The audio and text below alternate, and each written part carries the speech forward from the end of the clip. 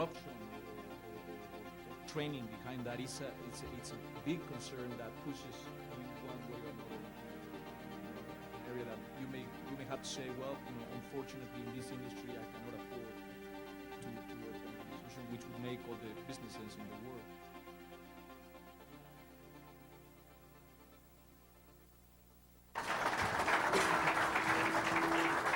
You want to close this?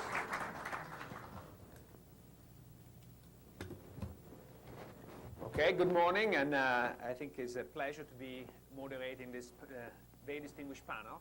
And I want to start right away asking a few questions to our panelists. And the first one is, hopefully we teach sort of our students how to do business in the United States. But very often I don't think we have the perspective of understanding what are the differences in all the countries. And I think that the Latin American reality is becoming a bigger and bigger reality. So my first question for all of you is, what are the major differences? If you want to sort of summarize to me or to any MBA student, what are the major differences in doing business in Latin America today? Edmundo, you want to start? So Sure. we go on. Sure. I think that we could divide this in two parts. I think one area has to do with structural differences, and by that I mean resources, access to resources, certain infrastructure. I think that's a big difference. Supplier base, and I'm thinking here more on the manufacturing side as I make this comment. Supplier base. I remember I have a very good friend who lives in Palo Alto, and he worked several years for a startup company in the R&D area. And when he walked me into his laboratory, he works on satellite communication. He walked me into his laboratory. I look at what they had as equipment, and I look at the equipment, look at the people, and I say, I cannot believe we cannot do this in Mexico. I'm from Mexico. And I remember his answer, and I never forget. He said, absolutely, we could do this. We can get the equipment, we could get the talent, but it takes me half an hour to get a certain part of what we're trying to develop in this area, where it would take you, days or weeks to get a similar part in Mexico. So supplier base, access to supplier base, infrastructure, I think that's one huge difference. The other one is I think, cultural, the other area. And I will let Chris and Luis develop more, but the only one that I would like to point out in terms of difference that I've noticed, one which is very important, is depth versus breadth.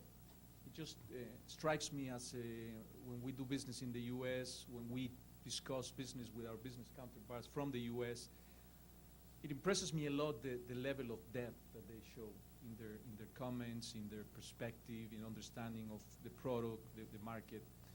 Whereas in Mexico, and effective next week, I'll go to Chile and I'll start learning about the rest of Latin America. But certainly in Mexico, it's exactly the opposite in general terms. It seems to me that there's a very interesting breadth. We talk about different fields, but once you start getting into the depth that is required to promote a product or service, then I think we have some limitations. So that's just part of my perspective. Chris, please. Not to add too much to what Edmundo said, I think that the depth and breadth issue is key, and I think I find that a lot in our industry, in financial services. I think you have, in a lot of countries, you have stemming from the economic models that might have been present there one time or another, you have a tremendous excess of regulations. I mean, as you said, as Edmundo said, why can't we do certain things in Mexico? Well, Dr. Aspe knows this better than I do, obviously, but the time it can take you to start up a company, I'm using again the Mexican example, is incredible in some cases versus what it can be done in other, certainly in the U.S. or in other parts of the world. So you have tremendous excess of regulation, and obviously a couple of the points also that Dr. Aspe talked about in terms of of corruption, which oftentimes is fueled by the excess regulation. And the way to get around, the way to get yourself approved when you're looking at months of approval delays is to try and get around the system. It doesn't generate stability or confidence in the system. I'll leave it there and pass it on to Luis. Well, there's nothing much left, but generally I would say it's a framework in which you make business. Who have problems in transparency, as Christopher said, who have problems in access to capital markets because there are no well-developed capital markets too. And we have a problem on the rules of the game. I mean, taxes change very quickly and often, and that it's very common in some Latin American countries. And that fact makes your business a lot harder to predict because you can evaluate any business in standard terms as we were taught here. But the environment is what it makes the difference down there. It's less stable, macroeconomically speaking, and the institutions such as the judicial system also played an important role here. So those are the main differences. So that's very interesting because nobody really said there is a deficit in human capital or deficit in technology. It seems that from your words, and I want to sort of come back to this later, but from your words, it seems relatively easy to fix it if there is a political will to change, and maybe this is what is lacking, the political will. But let's talk for a second about political instability. In a sense, I think historically, Latin American countries have been quite unstable. I think that the recent trend is very positive and clearly different in different countries. So I would like you to comment on the issue. Is there still a Latin American political risk, or is simply some countries still have a risk, but or we should dispose of this concept because it belongs to the past and now we are into a brighter future? What is your view on that? Why don't we go in reverse order so that Luis. I like where I'm sitting. Well,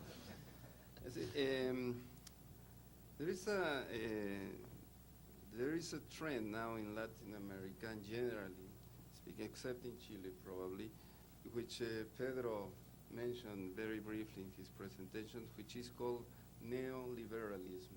Yeah? We are now, if you are an advocate of market, you are now hunted, more or less. Yeah? Politically speaking, it's very good to show that things that were done in the past, liberal economic policies were not good, which makes it difficult sometimes as an environment. But in the business case, for example, I think that prevents you from taking investment decisions if you are faced with that kind of environment. Or you postpone them, or you reevaluate them, or you just change it or move it to somewhere else. For example, in the case of Chile, we can easily move production, because it's software, to any country we want. In Chile, it's a very good example, which is more stable, and we are not hunted yet, but provides tax treatments very good, very nice for exporting products, and that makes it easier. So I think making it easier would be a big role for the government.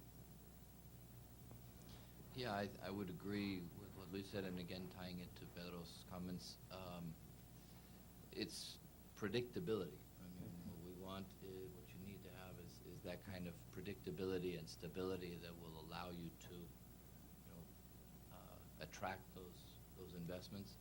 Is there a lack of political will? Sure. I mean, it will vary by country. Using the Mexican example, I mean, you are currently in an impasse that is stunting, I think, a lot of that kind of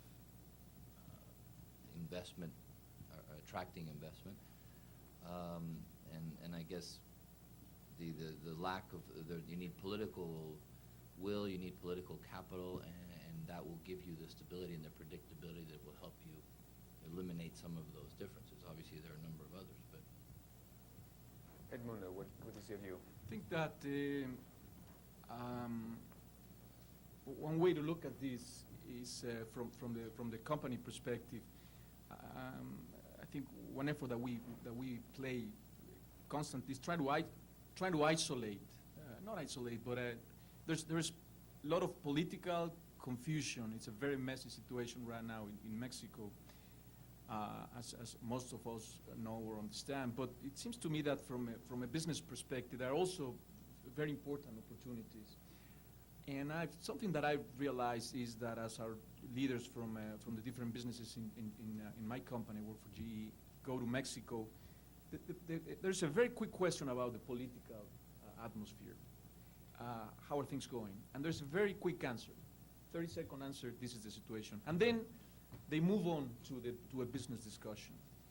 And it seems to me that the effort that we're playing, trying to separate, rather than actually separate those two discussions, I think it's very important.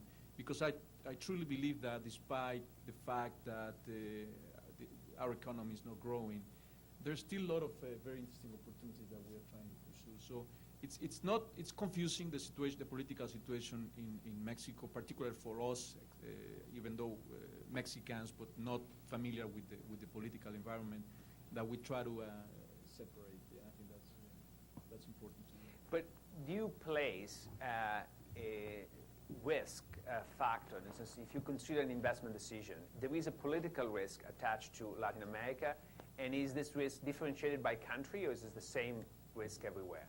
What I've seen in the case of my company is, if I feel there's a political risk or an economic risk, then it is evident in terms of the resources, the attention, the focus that I put in that particular country. Conversely, if there is the political environment is not clear, but having said that, the opportunities are there, the stability is there, then certainly there are resources and there's focus behind what my company tries to do in different countries. No. So therefore, as a result, our presence in Mexico is very important. Mexico is the largest operation that my company has in the world outside the United States. And my goal the next 2-3 years will be to try to raise the visibility towards my company of other countries, particularly, for example, Argentina. Brazil is a very large market, which my company doesn't understand very well. And we'll try to make sure that we create one single pole so that we present a single place to No, I don't doubt that there are very good prospects in Latin America. My question was more specific, and maybe so specific that you might want to decline to answer it. But my question is, GE, when you do capital budgeting at the worldwide level, do you place you attach a political risk to the discount factor, if you want, of your investment in Latin America, or not? And does this risk differ across different countries? I don't remember.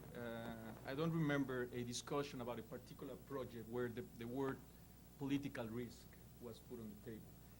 There is a very important evaluation and decision around economic stability, about rates of return, about the judicial system, the legal system, particularly on the financial services side. But I don't remember a particular project where there was a comment along those lines. Christopher. In the financial services, and I mean, obviously Aon as an intermediary, I would say that our evaluation of the political risk is I'm not going to say minimal, but it's less so. I mean, the economic factors of being present in a country will depend more, obviously, on the development, on the potential of the insurance market, on the size of the economy, more so than the political risk. However, that is not true of I would say that's more closely tied to companies like GE, is not the case of insurance companies who are committing serious amounts of capital, oftentimes, given the different regulatory environments surrounding my field, which is insurance. Yes, there's definitely, I mean, certainly I believe a lot of the Swiss insurers who I do business with place a significant premium on the return expected or demanded of the local CEO, depending on the country that they're operating in and the amount of capital that they've been required to put up in order to constitute reserves. So on that side of the business, I would say that the political risk does play. Okay, and do you think that this has gone down over the years and down in a different way in different countries or not? I believe so. I mean, obviously we have had movements, case of Argentina, recently.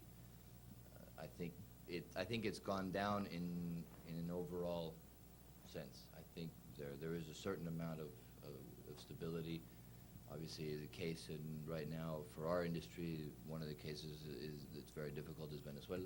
Mm-hmm. Everybody is, at least in our industry, is treading water and basically deciding whether they're going to stay or go in the next couple of years. But again, the capital requirements there, I don't see anybody going in there anytime soon. Sure, I understand. What do you think, Luis? Well, I have, in every project, we do place a political risk factor because, I mean, the changes are extremely hard on you if you made a mistake, politically speaking. Okay.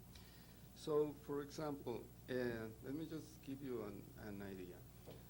Brazil, 2-3 months ago, banned all gambling activity, see? Because of a problem they had with one of the top advisors of one of the ministers of President Da Silva. We were out of that line of business, so our line of business was not touched by that. But that kind of factor could really kill your business because it was a ban on it, a law passed, approved by the Congress, and suddenly you are left out on the dark with no business. It's like naked in Chicago, just here. Actually, today is not too bad. No, Other days could be worse. Maybe in half an hour we know. No, I know. Naked, let me be more specific. Naked in January. So, yes, we do play some political weight on it. In Argentina, the same, exactly. Because in Argentina, the imagination for messing around with the economy is amazing. So you have to be very careful on how you do this kind of investments and allocation of resources. In terms of the political factors that you see. I mean, this is in my case. I don't know. Sure, no, I understand. What is interesting, different people are approached in a different way, and I think that the trend seems to be a positive trend, but of course I think there is still a risk, and you mentioned Venezuela. Venezuela is a clear outlier in this respect, and I think people in their investment decisions should consider this risk, otherwise they would be burnt. Now, all of you mentioned in one form or another sort of regulation as a big obstacle in doing business in Latin America. And I think it was Christopher who mentioned also the problem associated with regulation, which is corruption. And so one issue which is particularly interesting from an American point of view is the American companies are bound by the Anti-Foreign Corrupt Practices Act, which to some extent puts some limitations in their ability to operate in the Latin American market. So question that I would like to ask to all of you, but in particular sort of Edmundo is the one more involved because work for an American company day by day there, is to what extent really the Anti-Foreign Corrupt Practices Act put a limit in your ability to compete there, and to what extent, as I would like to hope, but maybe this is a positive influence, because knowing that at least a fraction of the market does business in a different way might lead other people to do business also in a better way. So what is your view there? Sure. The format, the procedure we follow all over the world is the same. So absolutely that we go by the rules in terms of anti-corruption or corruption practices. Having said that, I think that there's a very positive influence that the large companies play in countries where corruption is an issue. There are some industries, for example, in the case of Mexico, that we haven't been able to do business with or at for many years. Or there's a couple that I can think of right now. And we were very pleased to see last year that we would finally break that barrier and do business, an interesting order of magnitude, following the right practices. I see a trend in the case of Mexico. The problem is a huge one, certainly, but I see a positive trend. In terms of the role of companies like mine, we participate in forums about on transparency. We have a good relationship with what used to be called SECODAM. Now it's Función Pública, and we help, and I think we have the right practices. So I think we have a role. I think that we help. I want to think that there's a support there that we provide, and in fact, I also feel that there's a responsibility on our companies. One benefit that we have, being such a large company, is that we can mark our line and say we cannot cross this line, and the business will continue. That's a very tough challenge for much smaller companies. But do you feel you are at comparative disadvantage with respect to, not to name names, but the German, for example, who can deduct the bribes they paid abroad in their income statement and is accepted? So do you feel at a comparative disadvantage, especially in Latin America? We do. Okay. That's very interesting. Yeah. What do you think, Christopher?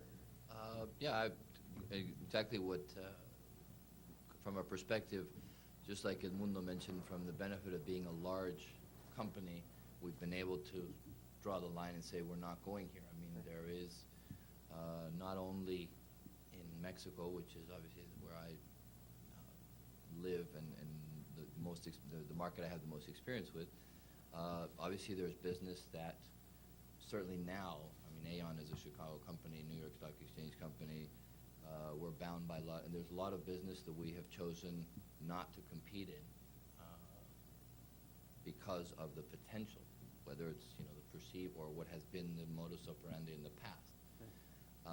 However, in some cases, it's actually begun to play to our advantage in some of the public bidding, where we have frankly said that we're not going to compete because of limitations that we might have. We've actually been asked to compete and given better assurances that the process will be transparent. So how, without trying to be overly cynical, how transparent the process really ends up being, I don't know. But we have at least said we will not go into certain places. Now, I think the same is true, I have to be careful, but with the changing administrations that you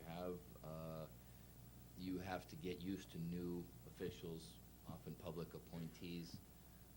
We have that case right now with the IRB in Brazil. The insurance monopoly in Brazil, whole change of team in there.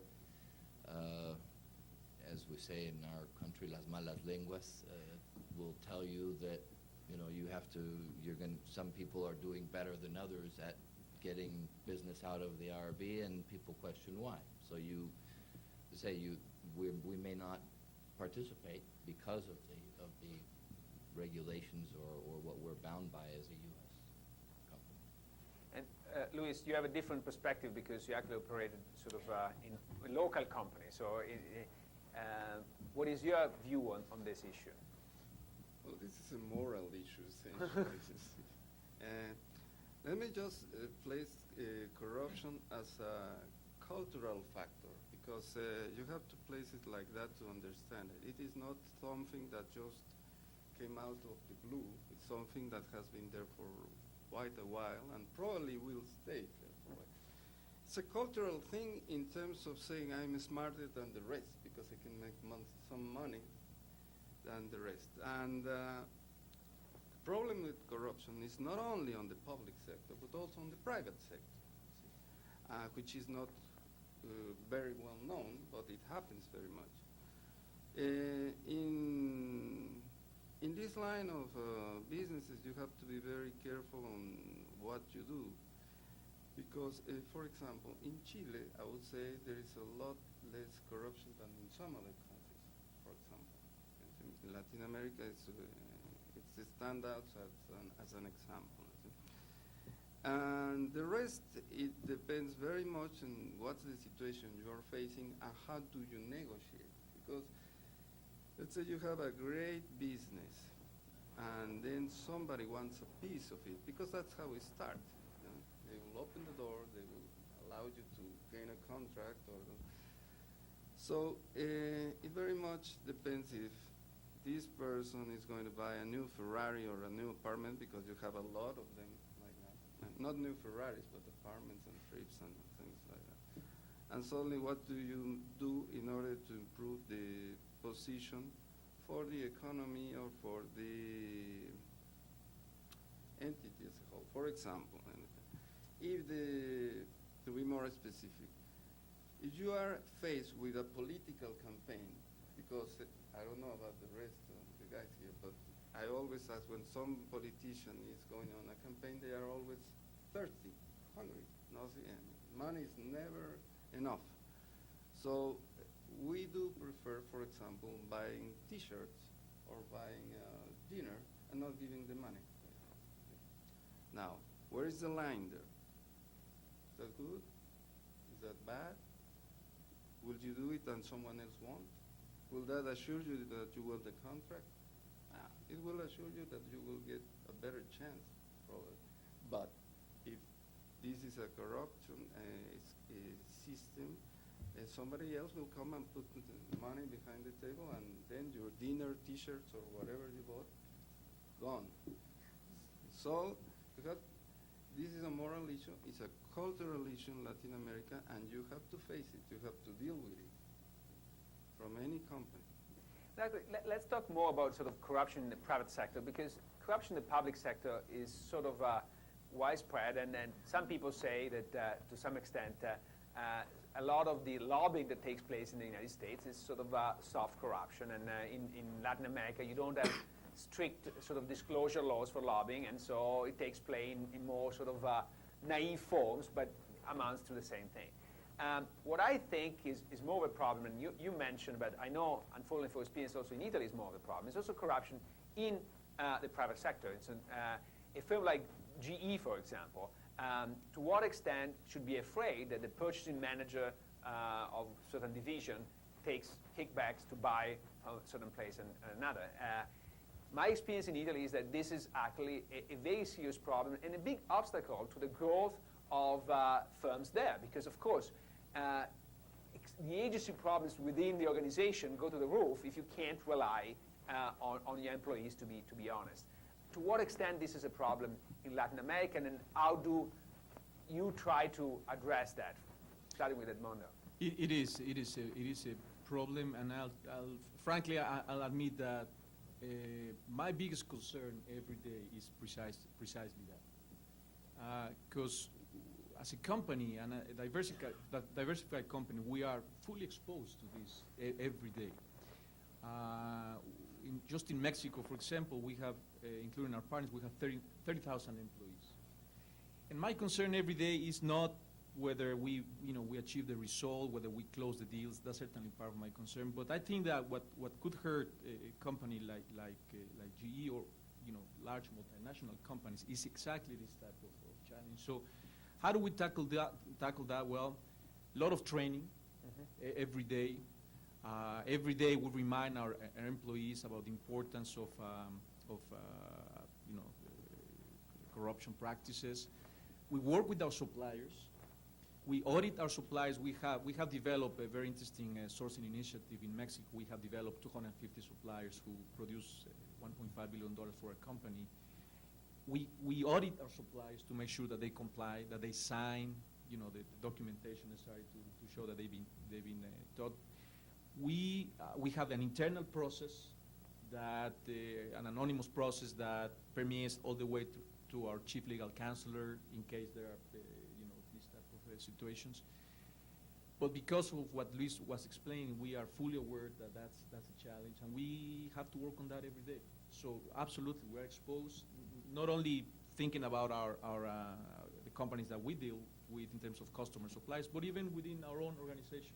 And The last 12 months, we have let the people go exactly because of that. And there are some cases where I say, I cannot believe this happened after all the training, all the discussions, the responsibility that you have from a leadership perspective, yet that happens. So that's a huge challenge for companies like mine. Christopher. I would agree. It's a serious concern, obviously, because of the responsibility of being a public firm, a U.S. firm. We have. It comes back to the training and repeating the message. I think it comes back to the leadership of the company, wherever it is, whatever country it is, of drilling the same message. It's often a message that coming from a U.S.-based company will seem either naive or innocent or all of the above.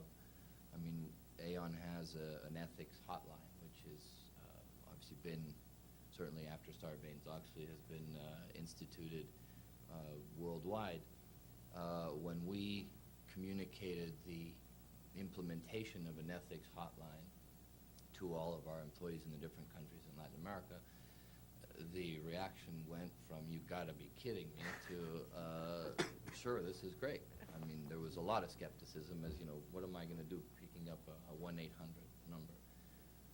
But it's basically, you come back to a consistency of the message. And you say, this is a public company, this is the deal.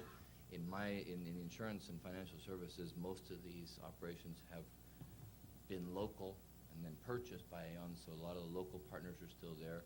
So changing the business as usual mentality is difficult. And again, without trying to be naive, I think it comes back to just repeating the same message. And we've let people go to take a Mexican example, we've let people go for breaches of email, getting into somebody else's email. Well, then I think in most countries in Latin America, people will look at that and say, that's not so bad.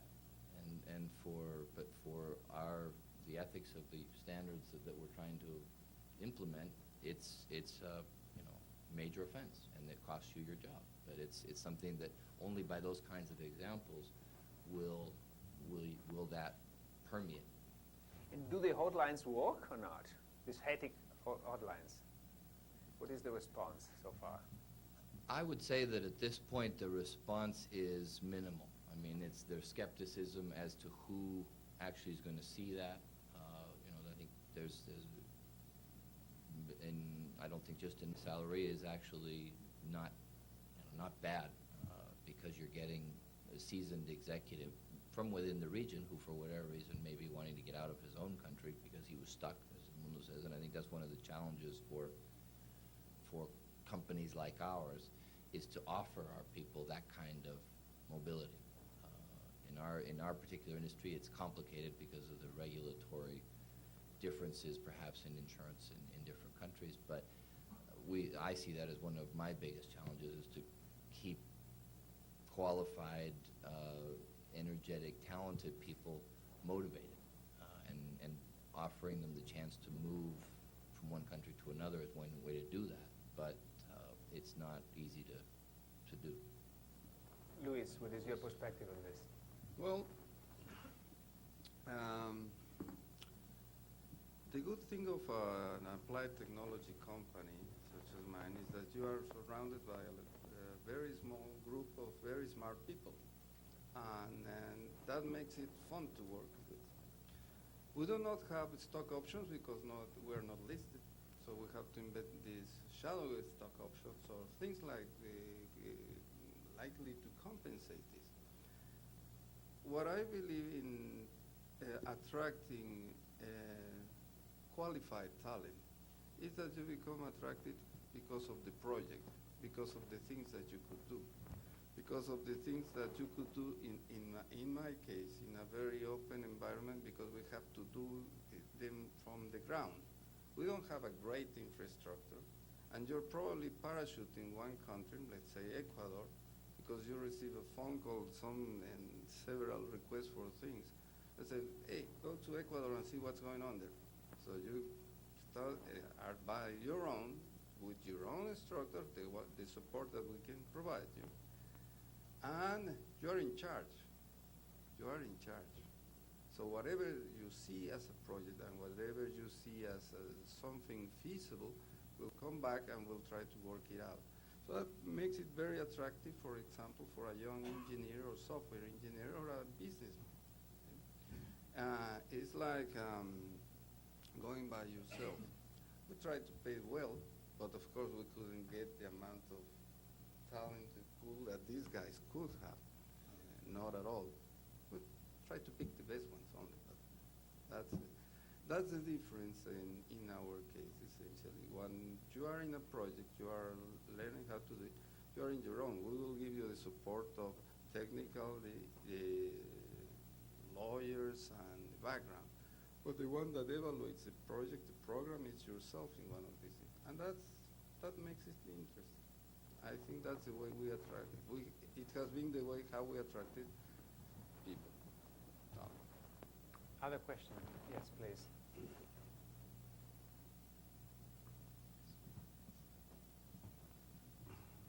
In my experience, Latin America is particularly underserved by the professional services firms, the global professional services firms. The law firms, consulting firms, accounting firms, audit firms that maybe have offices in multiple locations but maybe don't have consistent service to the global clients, in particular the large local firms versus the multinationals. To what extent do you think that the political and economic and physical security issues and all of those things that prevent all companies from looking at Latin America as a business opportunity, in particular, have affected those firms from being there for companies like yours to bring innovation, to implement new systems, to show what's going on in other parts of the world, et cetera, and have perhaps inhibited your growth? I don't believe too much in consultants myself. So that's an honest answer. I don't believe too much. You just lost 30% of the audience. Yes, probably. Right. I don't believe too much in it. I don't know. Maybe I'm too radical on that. I believe that technology is available in, I wouldn't say at your fingertips, but if you look well enough and hard enough, you will find amazing things that happen in several parts of the world, and you're not aware of it.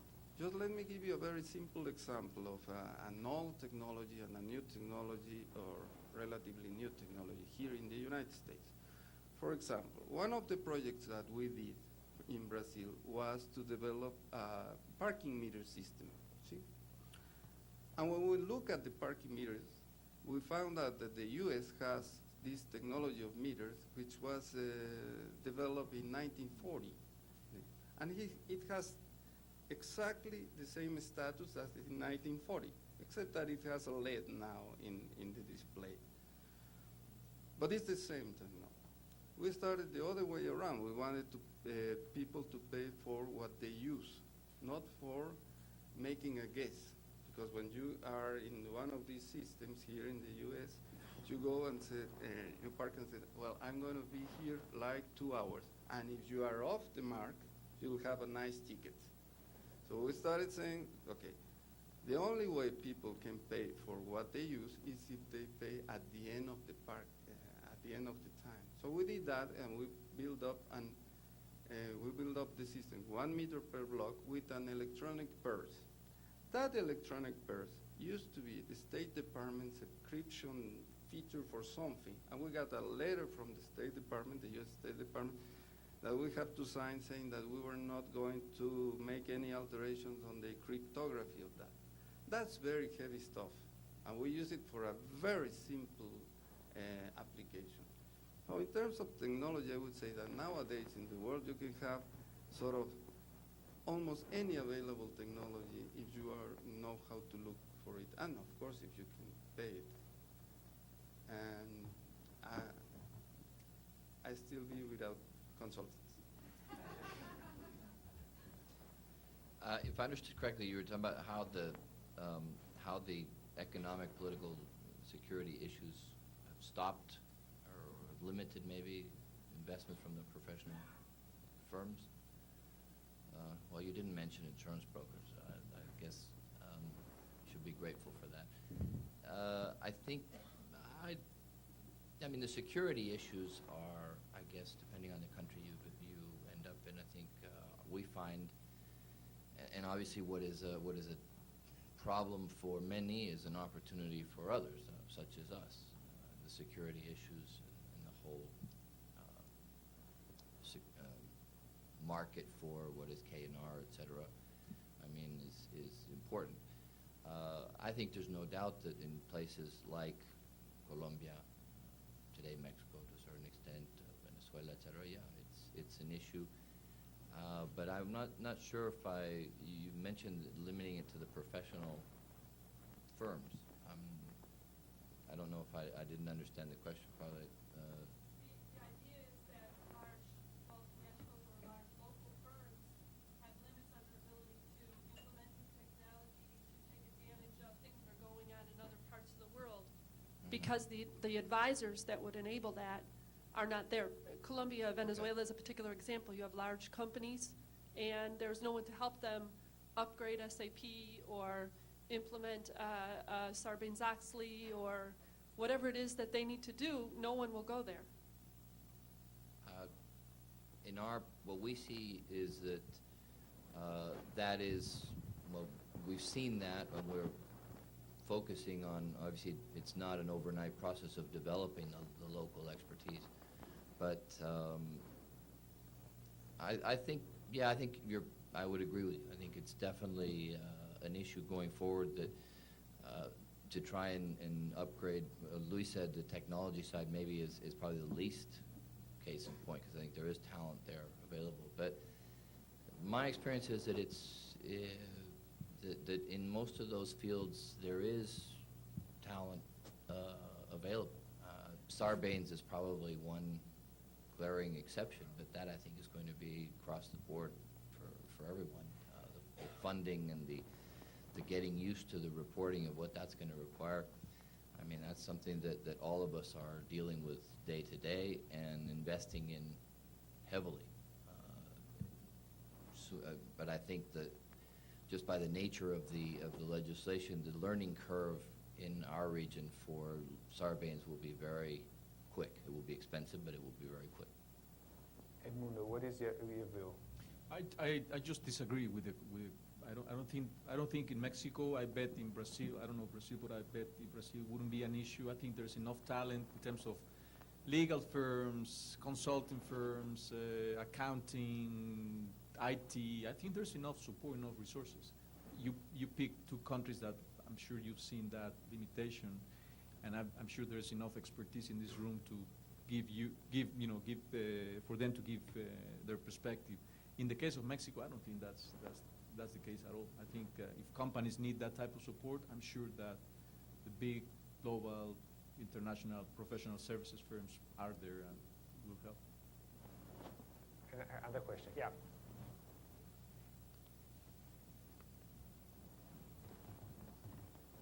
Yeah, my name is Roger. I'm one of the Chicago MBAs here at the panel. And when I come to a panel like this, I get quite astonished when I see like half of the panel pretty much been discussing about corruption and stuff like this, which I completely disagree. It's a specific problem or cultural problem, like I said, like was said in there, of Latin America. Maybe if ethics hotline was implemented in Aeron or WorldCom, that could be saved some problems here too.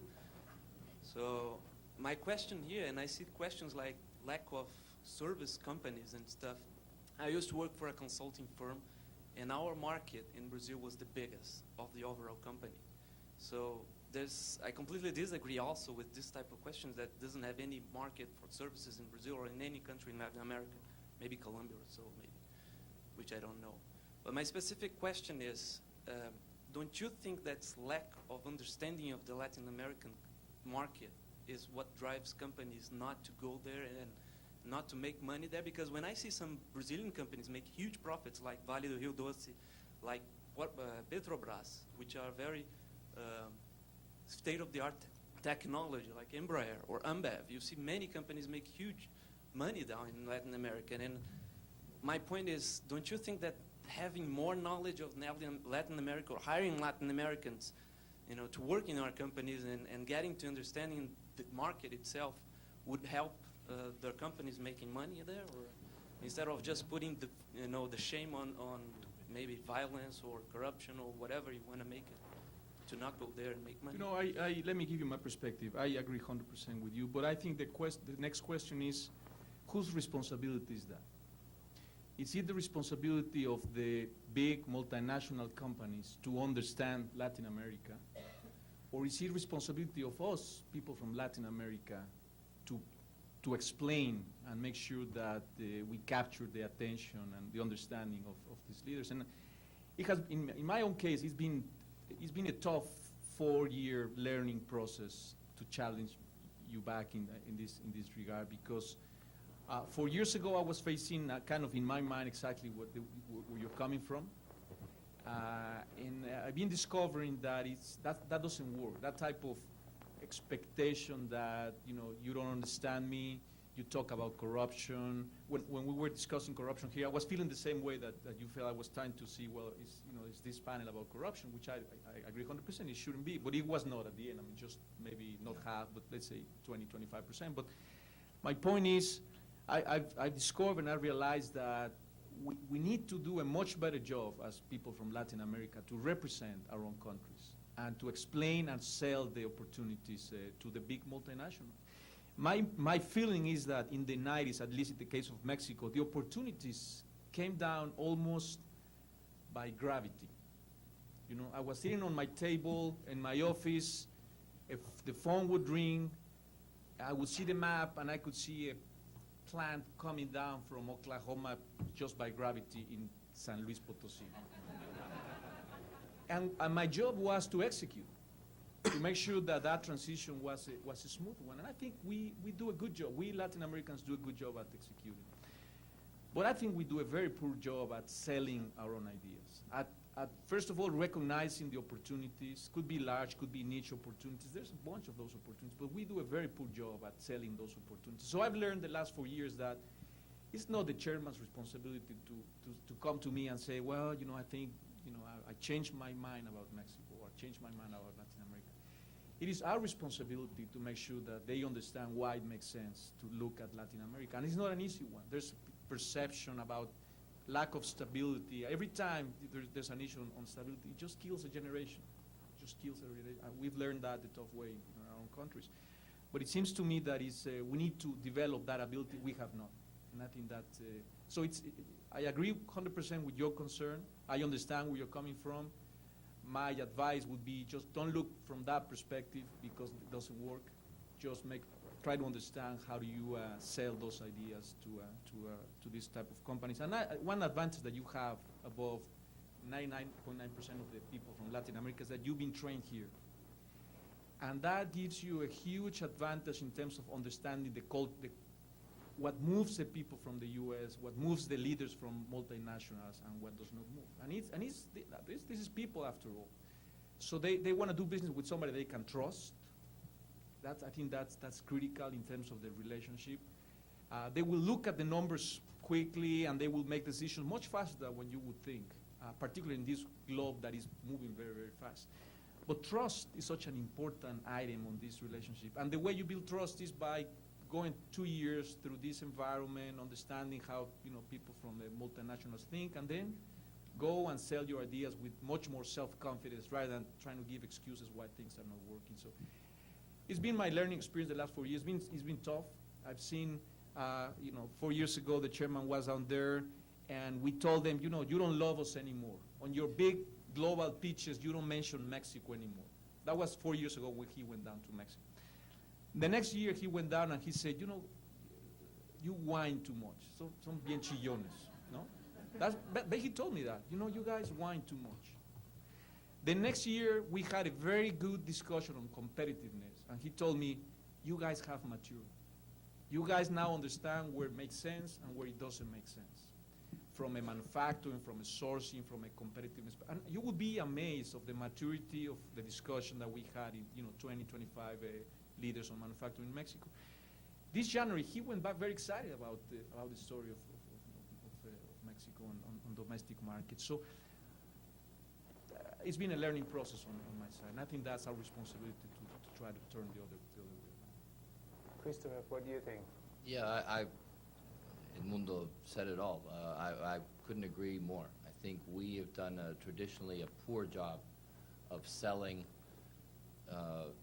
independently of the country, selling the talent available, the knowledge of the market, et cetera. We've always expected, as you mentioned, that it would come from up here. I mean, obviously, in my business life, I mean, I think it also, what happened is that we were, in all honesty, underserved by, or allowed ourselves to be underserved by people who were put into the Latin American job from the U.S. company. And in my particular case, I mean, in the beginning of my career, there were people who were responsible for Latin America strictly because they spoke Spanish.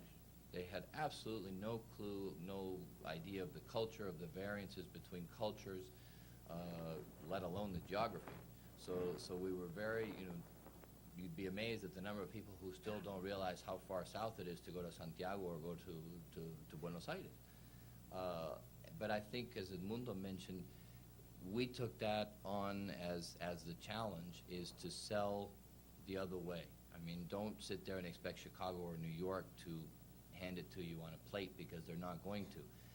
GE may be an exception, but in Aon's case, and in even, I'd say a lot of the financial services situations, the Latin American market for so long has been tiny. I mean, it still represents only less, single digits in terms of revenues or certainly profits of many corporations. So you're not going to get the attention focused on you unless you step up. I mean, I've just, Edmundo said it all, but I would just reiterate that too often it's been left to feeling that, as you said, telling the chairman, well, you don't notice us and you don't look at us. Well, they say in Mexico, santo que no es visto no es adorado. So you have to show yourself and you have to showcase the talents that are available in each market, and it's there. Aon has a policy, actually, because of the nature of the business of doing local firms. I think you can count on one or two hands the number of expatriates that Aon has, because they've reinforced that idea of selling the talent of the local people. Luis, do you want to add a few words? Yes, just very quickly. Let not misinterpret us. I think it was in the panel idea that corruption was the sort of exclusivity of Latin America. Not at all. I mean, it's everywhere. But one fact that you will have to face is that fact that you are known as having that kind of problems as a continent, as a part of the world. So that's a fact. That's just a fact. It's not a variable. So you face it because that's a fact. The second thing that I will tell you is the following. There are some good companies in Latin America that make a lot of money. For example, this company, Arcor, that makes candies, is the biggest candy producer in the world. And you see how these guys really work very, very hard to do something like candies, which is, commodity. You won't believe that somebody making candies is the top producer there. You have people like do software, or as you mentioned, Embraer in Brazil that makes very sophisticated stuff of satellites too, because in Argentina we do satellites and and they are tested before launching in Brazil. Or nuclear plants, for example. Argentina just sold a nuclear plant, a turnkey to Australia, beating a lot of tough competition. So it is not that we were winning. In my case, I just ask to have the shareholders when I have to do something, when I want to do something. So I'm very lucky from that point of view. And if we go into a project, it's because we like to go into a project. Imagine, who would have told me or told you that we were going to develop an applications technology company here in Latin America to compete with Siemens, with Alstom, with that? You have to be crazy, isn't it? Absolutely crazy. How could you beat those guys? Well, or in the lottery system, how could you beat? Let me just tell you, the lottery system, the biggest company here has a market cap of 10 billion. 10 billion. And we beat them. So I would say that it all depends very much on you. It all depends very much on you. And after being in Chicago, the worst thing that you can expect is that someone will come and rescue you. You are on your own, and you were trained for that. And this is it. Okay. With these words, I would like to thank the panelists and all the audience.